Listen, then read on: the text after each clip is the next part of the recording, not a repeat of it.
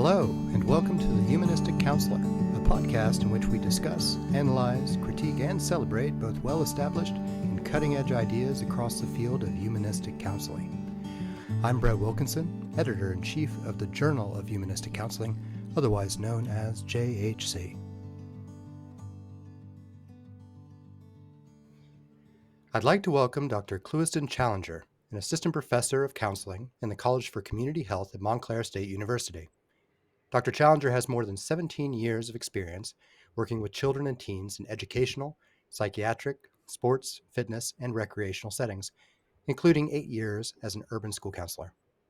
His research focuses on the high school to college transition, college adjustment, student sense of belonging and inclusion, self-efficacy, student athletes of color, boys of color, and academic buoyancy. Dr. Challenger examines these factors to determine their practical impact on retention, persistence, motivation, and achievement, particularly at predominantly white institutions. He uses his personal experiences as a Black male, former student athlete, coach, teacher, counselor, and mentor to guide his research interests, his instruction, how he trains and prepares students, and his advising style. Dr. Challenger, thank you for being with us here today. Thank you, Brett, for having me. It's a pleasure. In today's interview, we'll be discussing your 2022 JHC practice article entitled School Counseling for College and Career Readiness Using Existential Theory Model, a humanistic approach to counseling students of color in urban school settings. So to begin, why don't you tell us about the challenge as you see it that many school counselors face when it comes to motivating urban students of color to engage in post-secondary planning? Well, Brett, it's no surprise to many that school counselors in urban and inner city settings face challenges that we are aware of. Low funding, high teacher turnover or faculty turnover, high administrative turnover, and low student engagement. These are usually the deficit approach that most urban schools have. But I've thought about this, and there are several things I feel that school counselors are challenged by when working with students of color and trying to engage them and motivate them in their post-secondary planning. And I kind of came up with a short list. And the list is as follows. For one, I think that some school counselors are not able to understand what's relevant. And what that means is some school counselors don't do a great job in remaining up to date with trends, topics, and issues that are important to urban students today. So, for example, that means they may have little to no understanding about technology, the importance of social media, entertainment and athletes, politics, cultural aspects, even global issues that are important to students. So when that's narrowed, that can make it very tough for school counselors to connect with those students. And some school counselors even lack understanding of issues that's happening locally in the areas for those students. So this lack of awareness can make school counselors kind of irrelevant when working with students who are in urban settings and can cause a disconnect for both parties. So that's one. And another one is, I think, lack of representation in the community. For those that graduate from urban schools that become successful, it's hard for those students that are in urban schools to see alumni that were successful from their school. Usually when those students graduate or get out of the hood, they don't return to the community. So that's challenging for school counselors to say, hey, look at this person, look at that person, or for the student themselves to be motivated to see the importance of education. So lack of representation in the community is a big one. Another one I find is also that most role models are unreachable, which kind of builds on my last point. So most role models, and this is me generalizing, for most urban students are usually celebrities or entertainers or athletes, pro athletes. And you can't touch those athletes. You can't touch those entertainers usually. So it's kind of me, myself, when I was a former school counselor in the urban sector, I would have students often say, this person is my idol and so on and so forth, rather than a parent or a community member or a business member in the business community, or even someone in a school building. It's usually someone that's unreachable and untouchable. So that's usually a challenge for school counselors to really help motivate and create realistic post-secondary planning. Another idea also is the lack of community support for the school.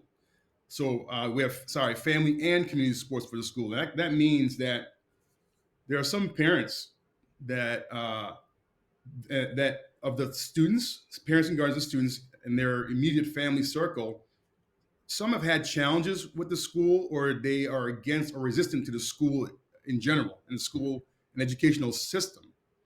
So you may have some resistance from the home and even from the community. Maybe some people in the community aren't very encouraging or motivating towards students of color or students that are in their community. So it's very challenging for a student to really have some self belief sometimes Hmm. if parents aren't supportive, like you're going to make it out or you're going to do well. I didn't do well, so I don't have very much hopes for you doing well.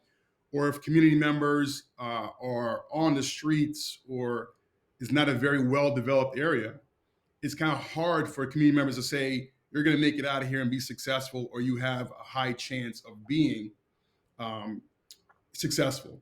So you can have those challenges from the home and the community as well. So I would say lack of support for the school and what the school's trying to do from families and communities can be hard for school counselors being motivating towards urban students to move forward. I have a few more thoughts. I also have, I think, challenges also students that are wanting to do the minimum and trying to get the maximum. So Hmm. when I worked with urbans, and this is me generalizing, but I'm trying to shrink it down because you asked my opinion. Sure. When we're looking at students nowadays, when I've worked in education, and I currently I'm a counselor educator, I tend to see some students refuse to really take the support that's often to them and maximize it. And there's often a chance where some students will try to do the minimum, which is, do a paper last minute or do a half job and expect a high grade, you know, um, or doing subpar work and saying, why didn't I get a better grade than this or a better outcome? So there's that mentality of I should skirt by a little bit, and I'm entitled to the maximum reward. And most of us know that's not how it really works. And when you're coming from an urban background, there's a lot of challenges as well. So to have this belief that I could do very little and get a lot because of who I am and where I'm located, that's a challenge for school counselors to really begin to turn that mindset around, especially when students are looking at social media and they're seeing all these celebrities are flaunting money and living this lifestyle, and they think I deserve that. My story is important, and then they may not engage in longer studying or maximizing their or time organization and even coming to school. So you're seeing a subpar approach to school, but thinking I'm going to be the next LeBron James or Jamie Foxx or so on and so forth. And just to continue, I have about two more thoughts on that. I also think about some challenges school counselors face with working with urban students in their post-secondary planning. Is some students may have lack of direction, lack of self-efficacy, and lack of personal awareness. And what I mean by that is what I just said. Some students may classically lack direction. Me, I see myself as an existentialist counselor and therapist as well. So a lot of that is around who am I, and we'll talk more about that as we move forward. And students do struggle with that in K to 12, thinking about, well, who am I trying to be? Who am I right now? And that lack of direction can really lead to a level of low self-efficacy, as in, am I able to complete things? Do I feel like I have the efficacy to engage in activities and actually be successful at it? And also basic self-awareness. A lot of students define their identity externally, and how do they exist in spaces. So I think that's harder for school counselors to really help students who are struggling or going through that journey of figuring out who do I want to be, uh, who am I now, what am I able to do, and having true self-awareness. When students are going through that, and they're not actively taking the support or actively working on answering those questions, uh, and they're unsure about their interests and who they want to become, that could stymie the effort a school counselor has in trying to put a path forward, or trying to work collaboratively with the student to figure those things out. If a student says, "I'm going to do this on my own," there may be a cultural belief that Hmm. you don't ask for help. I'm just going to do this on my own. So that can also be a barrier for how school counselors are trying to work with um, urban students in creating an awareness for their post-secondary planning. And I also want to add lack of parental support and buy-in, which may sound a little familiar like the other one I said earlier, but this is different where you're looking at when you have lack of parental support and buy-in, that looks like when I worked in school systems, parental involvement has been a challenge for decades. Getting parents to be involved with the school. It's higher lack of interest in urban and inner city communities and even in deep rural compared to suburban. So when you have events that you invite parents into the school, or you're inviting parents' ideas and opinions, and parents don't show up to meetings and or are signing off on paperwork or completing FAFSA or scholarship information for their students, it makes it hard when you're talking to a child and asking, is your parent or guardian on board, or can they give you their tax forms and so on. So, or parents just aren't interested, where they're saying it's your job, school, take care of my child from between the hours of 8 and 3, and they really buy into that. So that lack of support and buy-in can be challenging for a school counselor when they're looking for paperwork to be signed, or they're having a college and career fair night and parents don't show up. The child could literally go at it alone. And imagine, I did it. I was raised by a single parent, but my mom was encouraging because she had to raise us. But I was engaged, and my school counselor was very much in the process. That's the reason why I became a school counselor. But it's helpful when the parents can be there when the school counselor has a question, and the child doesn't feel so alone, because the process can be daunting. So when you have parent buy-in and support, the child may go further. And my last two segments on this topic is having the challenge the students may have is viewing their race and diversity as a deficit and a barrier, not as a strength or an asset. So imagine being a school counselor in an urban setting. And, I think in most urban schools, talking about race culture is more prevalent than maybe a suburban school or a majority race school, where they may not talk about a topic openly in the hallways, in the lunchroom. But in most urban and inner city schools, that's always talked about because they can't divorce themselves from their racial identity and their gender identity. But when you're looking at media and you're hearing this stuff in the media, most students aren't hearing a lot of positivity and positive things about their race, their culture, their hair, the food they eat. So you hear that enough, it bleeds in for you to believe that I'm not good enough or I don't deserve certain things. And for a school counselor, we have to figure out a way, how do we spin that to believe that your race, culture, ethnic background, those are strengths. Colleges are looking for the diversity on their campuses. Workforce is looking for diversity of information and background. So trying to have that student think that they have higher value as who they are as people and as academic performers, that takes it's a bit of a heavy lift when students are in what I call the soup. They're in the soup of hearing a lot of negativity about who they are and who their community is. That can be a challenge for school counselors. And lastly, the big elephant in the room, attendance. It's a big absenteeism has been on the rise post COVID. It was on the rise before COVID. It just seemed to have hit urban schools harder because they already had this challenge pre-COVID, pre-pandemic, and it just made it worse. I, as a school counselor, cannot counsel someone about post-secondary plans if they're not in the building, if I cannot get a hold of them. So that absenteeism and chronic absenteeism can stunt being able to connect with students and to have discussions around college and career readiness if they're not in front of us. So those are my thoughts on what's been a challenge for school counselors working with urban students and helping with their post-secondary planning. And so, based upon this constellation of factors, Dr. Challenger, you developed and also your existential therapy approach, you developed the secret model, in which it's secret, so spelled like secret, but the E is actually the number 3. Okay. So, tell us about this existential framework. Tell us about its theoretical basis. Yeah, the authors and I, we're very proud of the secret model. The other author is Dr. Kevin Duquette and Dr. Icon Mason, and we're proud of it because we're all former school counselors, and currently some of us are counselor educators. So we, at some extent, utilize these skills at some level as practitioners. And myself, I'm an existentialist in belief. I'm always questioning my meaning and purpose on earth. And I found that what if I applied this with students at a young age, get them thinking about who they want to be and what's focusing more on their meaning and purpose on earth.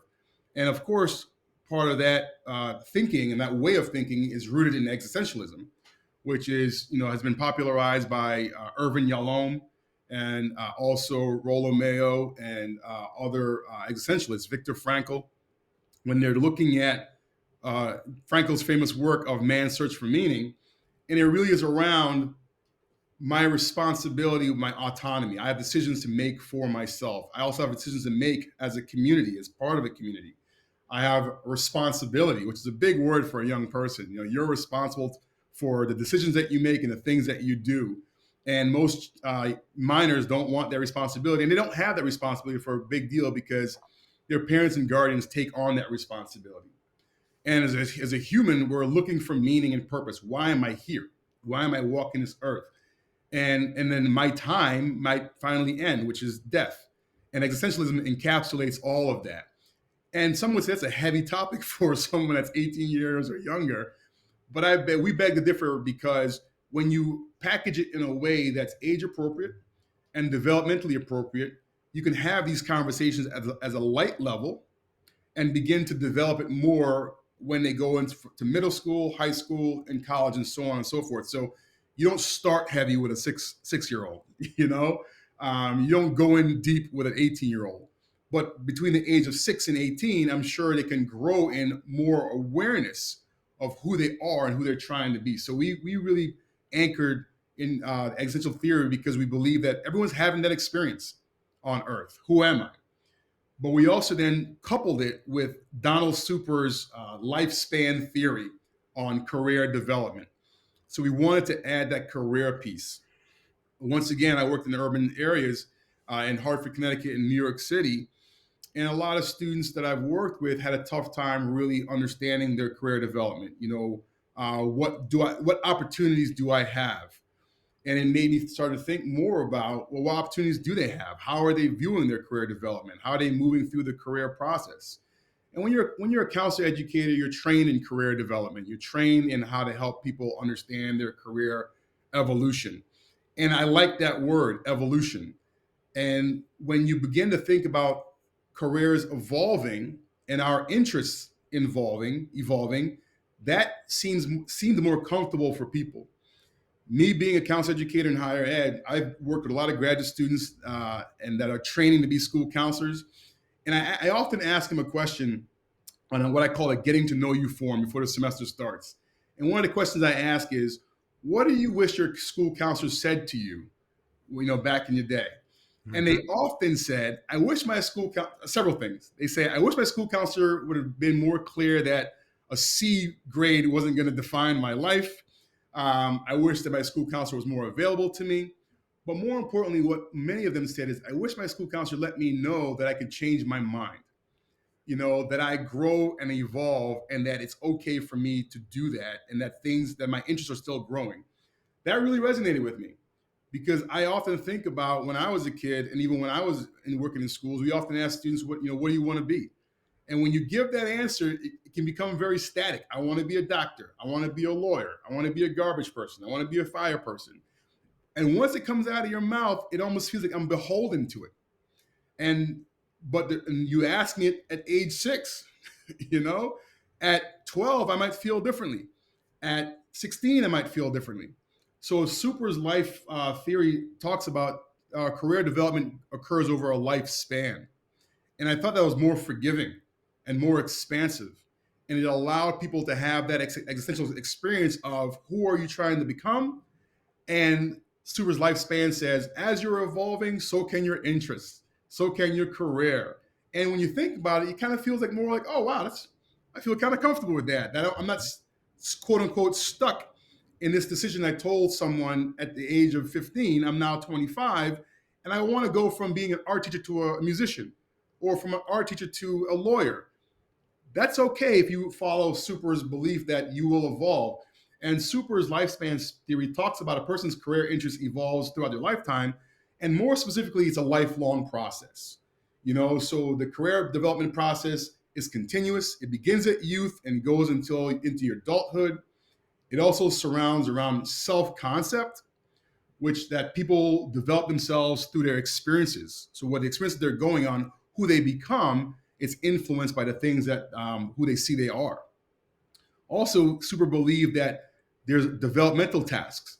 That one's career identity development is around the interest that occurs over time and the tasks that they do in several areas. So as you're doing multiple mini tasks during your lifetime, you're becoming more empowered and knowledgeable about what you're good at and what you may like. So those are developmental tasks. And another part of the theory is there's also other factors like biology, psychology, cultural and social influences. And Super likes to put that into context as well, that this is also important. Are you being mindful that these influences act upon your interest about who you're trying to be career wise and intersectionality wise? How do you exist in certain spaces? I identify as a Black male. I'm an uncle. I'm a brother. I'm a friend. So I have many hats that I wear, but I want my career to reflect all those identities. So we really believe that with the secret model, it helped to using existentialism. It can help people have a deeper connection to who they're trying to be personally, and how does that look like with their college, not only their college decision, we can talk more about that, but with their career decision and their career exploration. So we found these concepts to complement each other well, and that's the reason why we use it for the secret model, which is, as you said, secret is school counseling for college and career readiness using existential theory. Fantastic. And so, in a combination of the existential and the career emphasis, there is a balance in there clearly around freedom, responsibility, flexibility, and looking at the big picture and knowing that we're developmentally in a unfolding process of becoming all the time, right? Yes, that's clearly it. That dynamic, and you said wonderfully, flexibility is key. Uh, we in the educational system tend to have more rigidity. It's more structured. And as you know, even studies have shown, I study boys as well. Boys have a tougher time in school because they tend to fidget, move around, and want to use their hands when schools are designed to be sit properly, be more formal, and give me your full attention for 6 to 8 hours. And those are age-old studies. But when someone has a freedom, let's say in some Montessori schools, designs and formats, when you're being more with freedom, as I say, Aikido, water going over rocks rather than trying to dam it up. When you give children the ability to be creative, they find new limits and they surpass new limits. And I think career development and career exploration can be the same way, rather than having someone make a solid decision at an early time in their life when their brains are still growing, they're still exploring and still learning and taking in new content about the world.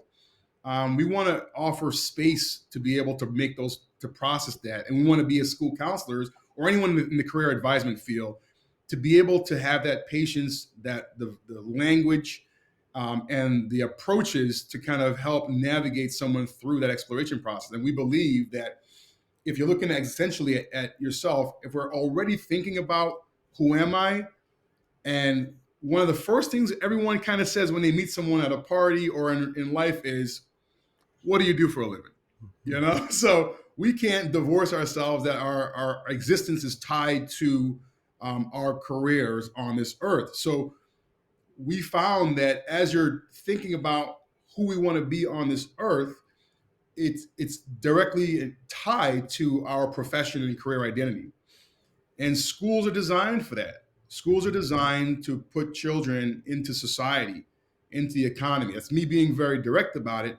But students are having an experience, a human experience, as they're going through their K to 12 experience. And we want to honor that. I would like schools to honor that because schools are so structured and so rigid. Asking this approach requires a level of flexibility, maybe a little bit of woo-woo and hippie. But I think it could be more enriching. And my informal data has shown by asking students, would that have been helpful to you? And majority of them said yes. If someone had just let me know I didn't have to be so decisive in my young years. Right, right, absolutely. So, um, the secret model also applies across individual, group, and whole school guidance curriculum design settings. Can you briefly tell us a bit, just kind of give us a glimpse into how this looks different in applications across these three areas? It does. As a former school counselor, and as a counselor educator that teaches school counselors right now and trains them, I often train students to use the MTSS approach, the multi-tiered systems of support. And one of our colleagues, Dr. Emily Goodman Scott, has written extensively about how to apply MTSS from a school counseling perspective. And MTSS is three tiers. And it's the individual tier, the group tier, and the whole school / universal tier. And the way we apply that for students that are trained to be school counselors is I ask them to talk about when you're developing a comprehensive school counseling program and you're trying to either explain it to employers or explain it to parents or explain it to your constituents, which may be parents or the community. How do you explain what do you do and how do you do it? And the best way to do that, I tell them, or I encourage them, is to do it in a multi-tiered way: individual, group, and whole school. And this is how I'll execute or implement my curriculum. So with the secret model, on an individual level, I like to look at it as school counselors that would have meetings one-on-one with students to discuss what is important to them. That's an important question. What's important to you? Not what a society told you is important or your parents told you is important. Helping them find their voice about what's important to them. So questions would be around, in an individual setting, their identity. What's meaningful to them right now? What do they think their purpose of life in life is? And who are they right now? These are heavy questions, I know, if you're asking a middle schooler or whatnot. But when you ask it in an age appropriate way, you will yield the same results as if you're asking a 30 or 35-year-old person, because we're already having these thoughts. So in a one-on-one session, the secret model from an existential perspective would be, like I said, who are you? And the narrative that I want to change is, as I said earlier, we're so often asked at a young age, what do you want to be? The narrative I want to replace is, I want to replace the what with the who. Who do you want to be? And that's what an individual session would be able to say, is to pick apart and make it become clearer the idea of, imagine who you want to be, in several years from now. And most people can have an idea. If I ask them to imagine what they want to be, it may become stressful. I want a family, I want a home, and it can really pile on. But when you're thinking about the who, the person can be in the moment about what they like right now, who they like right now, what they're enjoying right now. And I can ask them, do you think you'll enjoy that 3 years from now, 5 years from now? And would you want to get paid to, let's think about what you can get paid to do according to who you are.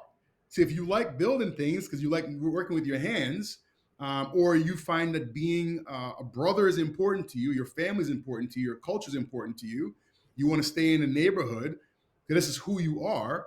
Let's reverse engineer and find out if there's a career that aligns with who you want to be.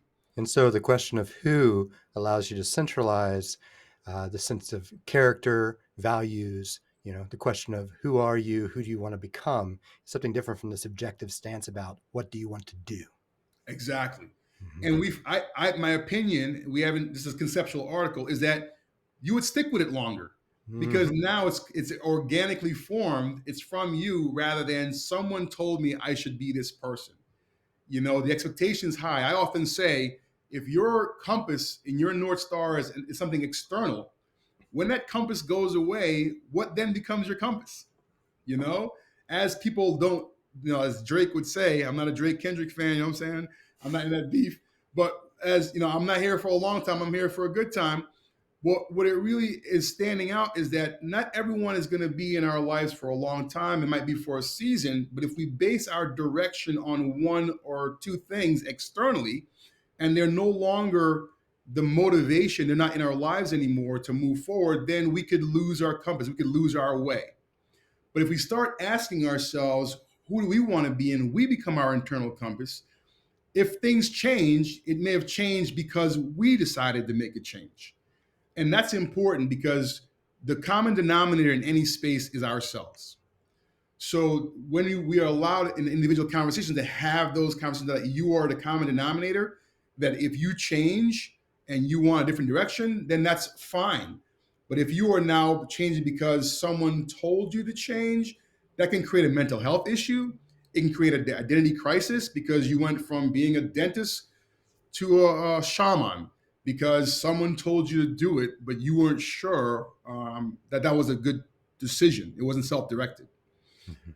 Continuing as well on the group level, for the MTSS with the secret model, I think similar to the individual counseling, a curriculum will be created around self-exploration. So you're seeing a theme as looking at self and looking at who you want to discover more meaning, more purpose, and feelings of attachment to the school, the community, or whatever they're attached to. But now it's in a group setting. Now they're having conversations with others around exploration. So now there's some solidarity. And the goal is for students to better understand who they are as people and to imagine themselves in the future. So the curriculum will be based on everything we just said: meaning, purpose, preferences, interests, and how that aligns and relates to them. And the last point is, and the MTSS is the whole school approach. As a school counselor, I always say if one person comes to your office with an issue or a symptom, that's a symptom that other people in the school is also going through that as well. So you could deal with that one student and think that you've solved the issue, but the reality is that one student is a representative of many more in the school. So as a school counselor, we're always encouraged to think, what are some whole school approaches?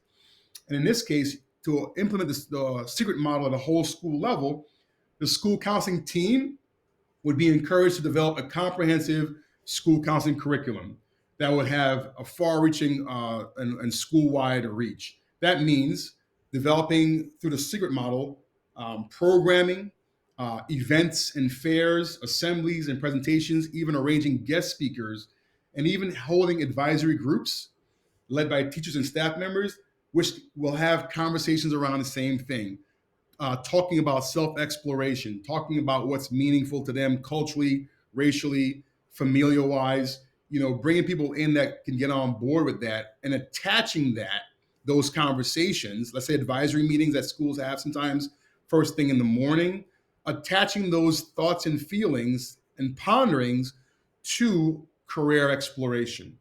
So that's going to be, and that can be a whole school-wide approach. Where as school counselors, our goal is to capture a wide net because a one-on-one is not the most efficient. So whole school program is important. So applying the secret model, whole school-wise, does take some planning and curriculum development because existential approach is a very slow process. It's a peel away process. So it's not like solution focused where you work in a school setting and you're trying to really solve the issue as best you can. Yeah, in a short period of time. Existential takes time. It's the reason why it may not be as attractive to many people. But we find that it's more fruitful because people have deeper connections, deeper reflections, and our goal as school counselor is to have longer lasting outcomes.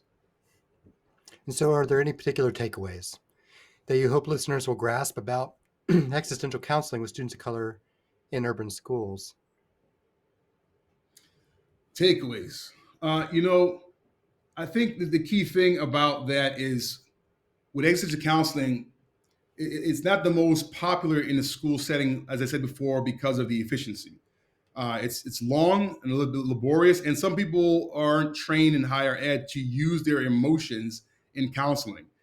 Some people keep students and clients at a distance. And they have the person, the practitioner only focuses on the students. They do minimal self disclosure and minimal sharing of life, which isn't the most effective, in my opinion, in connecting with students who are questioning about life.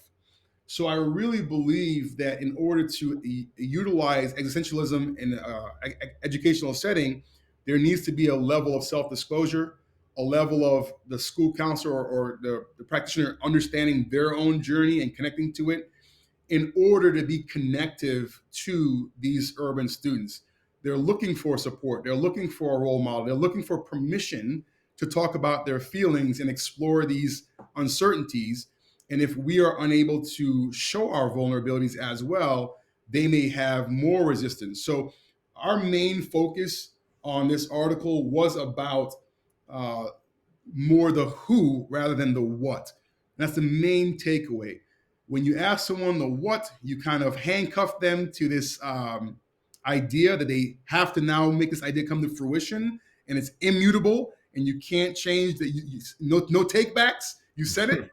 Compared to, we want to believe that as we are coaching and facilitating students from elementary through college, that we want to guide them through their many shifts and changes and evolution and metamorphosis. And we believe that as they're going through this existential crisis and thoughts and developments, we need some practitioners to be flexible and dynamic, and to be able to meet the moment, as well as asking them, okay, how do you feel now about your career choice? Do you want to change it, or do you want to stick with it? And we also believe that this has benefits at the higher ed level, because if someone understands who they're trying to be and who they're building themselves to be, we believe it may be a little easier for them to make a major choice in college and the choice of majors, because they're aligning themselves with who they want to be, rather than my mom, dad, or cousin was a lawyer, so I want to take over the lawyer business. They may feel beholden to that, compared to I want to chart my own path, and I know who I am. And therefore, they may enter college with that mindset of who they're trying to be, and they'll find a major that aligns with who they're trying to be, rather than what someone else told them they should consider being. Very, very important takeaways, and they clearly derive and grow out of this incredible model that you all have developed here. A very important one that I hope that listeners will go back to the literature and look into in further detail. I have a final question here for you. I ask this of everybody. What do you think is particularly valuable about humanistic counseling? I love this question because when I talk about humanism, the word human is in the word humanism. So you would think that it's very basic at the level, like, oh, it's humanism. And I often tell my students that when you're in a session and you're lost for words and you're stuck because you're overthinking it, or you ran out of skills or whatnot, I say at that point, be a human. All right. And it baffles them, like, what? You're training us with these formal skills, the whole nine, and you're telling us that when we're ready to pull the eject cord, to just be a human? I'm like, yes, our trade, our profession, the way we help is through our humanism. It's a human to human discussion. And that's why it's important that we develop our humanity as well, because sometimes our skills fail us and it can't find the right words, or it can't meet the moment. But if you understand your humanity, and this is human to human interaction, you'll find that space. You'll find the quote unquote right thing to say, or right emotion to display, and you won't feel bad about it. If that means you have to cry in session with your client or student, you'll feel like this is needed, because you're feeling you're being a human with a human. So I think that my point on that is, what I like about humanism is that it doesn't solely focus on just the issue or one issue of a person. It focuses on the whole of a person. That's their cultural identity, their racial identity, how they exist in many spaces, their employment. Um, so not just a presenting issue. And humanism welcomes, let's look at how it's all tied together. Let's look at, if I pull on this thread, what else is it connected to? What else is this person tethered to, and how they exist in many spaces? So that's important. But my main thing about humanism is that it allows for deeper client counselor connection, rapport building, trust, and the key one, feelings of hope. I think humanism, we tend to underestimate the power of hope. And when you deal with humanism and existentialism, let me put existentialism aside, but humanism, hope is therapeutic. Most people that come don't feel hopeful, or they don't feel they have a direction, which can lead to lack of hope. And if they can meet someone that can give them motivation and hope, that's therapeutic in its sense. That someone in this room believes me, and believes in me, and believes I can overcome these challenges, warp thinking, or I can handle a success. So I think humanist counseling allows people to lead in a way with their humanity, and they're seeing the client and student as a whole person, and it offers hope rather than just looking at, let's say, CBT or cognitive, where it's just what are you thinking, how are you behaving. We're looking at specific issues. Or if you're a career counselor, I just want to focus on getting you a job. Humanism really tries to bring all of it into the room and inspire hope, and hopefully that'll be part of the therapeutic approach. Dr. Challenger, I'd like to thank you, first of all, for developing the secret model and bringing it into the literature at JHC. It's been a real pleasure talking with you today and hearing more about your perspective. Thank you so much for joining us. Thank you for having me, Brett. It was a pleasure. And many thanks to you, good listeners, for spending time with us here at the Humanistic Counselor Podcast. All JHC articles can be accessed through the Wiley Online Library. If you're a member of the Association for Humanistic Counseling, then you get free access to this article and many, many others through the American Counseling Association website at www.counseling.org. If you'd like to become a member of AHC, then we hope you'll visit our website at www.humanisticcounseling.org. Thank you, be well, and hope to see you here next time on the Humanistic Counselor Podcast.